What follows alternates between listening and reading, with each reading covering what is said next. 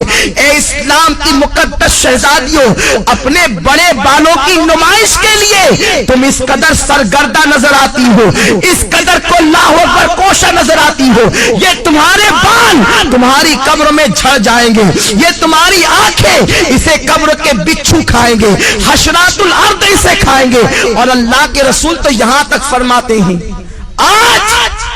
عورتیں اپنے حسن کا غلط استعمال کر کے کبھی کسی غیر محرم لڑکے سے محبت کا پیغام دیتی نظر آتی، پیار و محبت کے نام پر اجنبی لڑکوں سے دوستی کرتی نظر آتی، اور یہ آج فیشن بن چکا ہے، اسے عیب نہیں سمجھا جاتا۔ وہ عورتیں کان کھول کر سن لے جو لوگوں سے غلط تعلقات قائم کرتی ہیں۔ فرمایا گیا جن عورتوں نے دوسرے مردوں سے تعلقات قائم کرنا تو بہت بڑا جرم ہے، ایک مرتبہ اپنا ہاتھ کسی دوسرے مرد کے ہاتھ میں دیا ہوگا، اس عورت پر اللہ اس کی قبر میں 99 سانپ مسلط فرمائے گا، اور اس میں سے ایک سانپ کی طاقت کا عالم یہ ہوگا کہ وہ سانپ اگر سانس لے دنیا میں، وہ سانپ اگر دنیا میں سانس لے تو اس کی سانس کی گرمی سے پوری دنیا کے انسان مر جائیں، اور اگر وہ سانپ کسی پہاڑ پر اپنی دم کو مار دے تو پہاڑ ریزہ ریزہ ہو جائے، اتنا طاقتور وہ سانپ ہے۔ ایسے ایسے طاقتور 99 سانپ اس عورت پر مسلط کیے جائیں گے جس نے ایک مرتبہ اپنا ہاتھ کسی غیر مرد کے ہاتھ میں دیا ہوگا۔ آج لڑکوں سے دوستی فیشن سمجھا جا رہا ہے، بچیاں سج دھج کر اسکول اور کالج کا رخ اس لیے کرتی ہیں،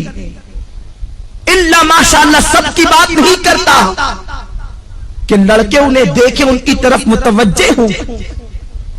اللہ کے رسول صلی اللہ علیہ وسلم نے فرمایا میں نے معراج کی رات ایک منظر دیکھا کہ آگ کی کینچی سے کچھ عورتوں کی جلدیں کاٹی جا رہی ہیں، آگ کی کینچی سے ان کی جلدیں کاٹی جا رہی ہے۔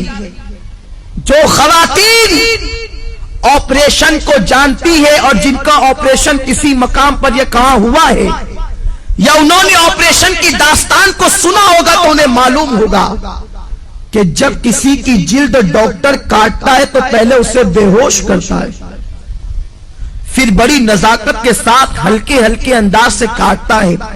پھر جب ہوش آتا ہے تو انسان کتنا تڑپتا ہے، کتنا بے چین ہوتا ہے، کتنا بے قرار ہوتا ہے۔ بہت احتیاط کے ساتھ اگر بے ہوش کر کے انسان کی جلد کاٹی جائے تو انسان اتنا تڑپتا ہے۔ میری بہنوں ذرا سوچو تو صحیح کہ آگ کی کینچی سے کچھ عورتوں کی جلدیں کاٹی جا رہی تھی۔ غیب دار رسول صلی اللہ علیہ وسلم نے فرمایا میں وہ منظر دیکھ کر بے قرار ہو گیا۔ میں نے پوچھا جبریل یہ کون عورتیں ہیں اور ان پر یہ عذاب کیوں ہے؟ تو جبریل نے کہا یا رسول اللہ یہ آپ کی امت کی وہ عورتیں ہیں جو اس لیے بن سنور کے گھر سے نکلتی تھی کہ مرد ان کی طرف راغب ہو اور ان کی طرف دیکھے،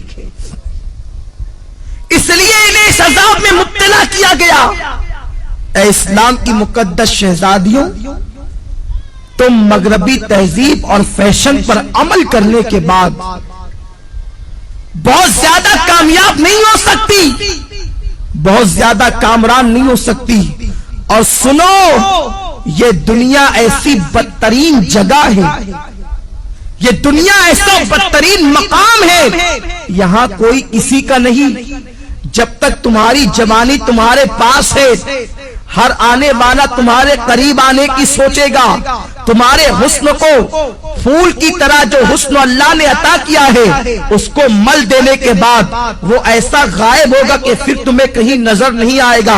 آج کل یہ باتیں بھی سننے میں آ رہی ہے کہ یہ چیز بھی فیشن بنتی جا رہی ہے کہ ایک عورت شوہر کے ہونے کے باوجود دوسروں کی طرف نگاہ کرتی ہے یا دوسروں کے بہلانے پھسلانے پر، کبھی زیور کے لالچ دینے پر، کبھی دولت کی لالچ دینے پر، کبھی کاروں میں اور بائک پر گھومنے کی لالچ دینے پر عورتیں پھسل جاتی ہے۔ دراصل غلطی عورتوں کی نہیں ہے، اس لیے کہ یہ بیچاری ناقص العقل ہے، بہت جلدی کسی کے پھندے میں آ جاتی ہے، بہت جلدی کوئی نے استعمال کر جاتا ہے، بہت جلدی کوئی نے یوز کر لیتا ہے۔ مگر میری بہنوں، میری بات کا برا نہ ماننا، میں تمہارے نبی کا نواسا اور تمہارا چھوٹا سا بھائی ہوں، میں تمہاری خیر خواہی کے لیے یہ باتیں عرض کر رہا ہوں، ورنہ عورتیں یہ نہ کہیں کہ منبر پر بیٹھ کر ہم سے یہ کیا باتیں کہی جا رہی ہے۔ میں یہ نہیں کہتا کہ اجتماع میں آنے والی ساری عورتیں بری ہیں، میں یہ باتیں صرف اس لیے کہہ رہا ہوں کہ جو بری عورتیں ہیں تم جا کر کے ان عورتوں کو یہ باتیں بتاؤ تاکہ وہ استعمال ہونے سے بچ جائیں، تاکہ وہ غلط کاموں سے بچ جائیں۔ میری بہنوں، میں تم سے پوچھنا چاہتا ہوں، تمہارے پاس جوانی زیادہ دن تک رہنے والی نہیں ہے، 10 سے 15 سال تک تمہاری جوانی تمہارے پاس رہے گی۔ اور سنو، اللہ کے رسول صلی اللہ تعالی علیہ وسلم نے فرمایا، عورتوں کا سب سے بڑا زیور عورت کی شرم و حیا ہے۔ جو عورت جتنی باحیا ہے وہ عورت اتنی زیادہ معزز ہے، وہ عورت اتنی زیادہ مکرم ہے۔ سنو، اگر تمہارا شوہر غریب ہے، اگر تمہارا شوہر بہت زیادہ نادار و مفلس ہے، تب بھی اسی شوہر کے ساتھ وفاداری کرو، اس کے ساتھ غداری مت کرو۔ اگر کوئی انسان کتنا ہی زیور کا لالچ دے، کتنی دولت کا لالچ دے، کتنے ہی کاروں میں بائک پہ گھومنے پھرنے کا لالچ دے، کبھی کسی کی طرف نگاہ اٹھا کر نہ دیکھنا، اس لیے کہ اگر دنیا کے اندر کسی کے زیور کے لالچ میں پھنس کر، اگر کسی دنیا دار انسان کی لالچ میں آ کر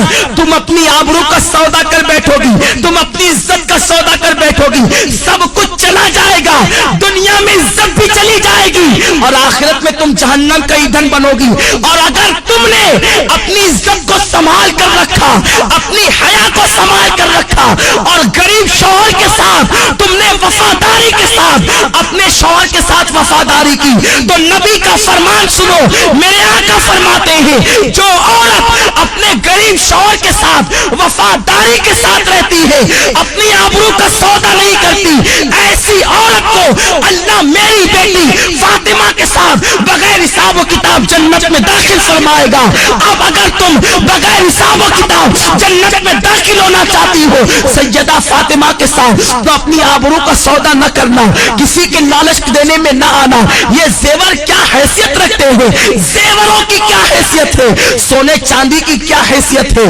اچھے لباس کی کیا حیثیت ہے، کاروں کی کیا حیثیت ہے، دنیاوی سواریوں کی کیا حیثیت ہے۔ جب تمہاری موت آئے گی تو سن لو، بڑھاپے میں مرنا ضروری نہیں ہے، جوانی میں بھی تمہیں موت آ سکتی ہے۔ اللہ اکبر، جب تمہیں موت آئے گی، اگر تم نے اپنی حیا کو بیچ کر زیورات حاصل کیے ہوں گے، یہی زیورات تمہارے بدن سے نکال لیے جائیں گے۔ اچھے اچھے لباس تم نے جو جمع کیے ہوں گے، وہ لباس بھی تم سے چھین لیا جائے گا اور تمہیں کیا پہنایا جائے گا؟ سادہ سا، سمپل سا 2 گز سفید کپڑا، جسے دنیا کفن کہتی ہے، وہ کفن تمہارے